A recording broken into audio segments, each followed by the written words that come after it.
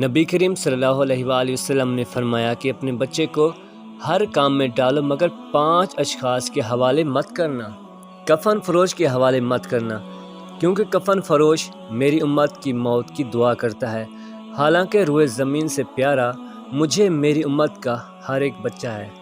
سنار کے حوالے مت کرنا، کیونکہ سنار دھوکہ دہی سے پرہیز نہیں کرتا۔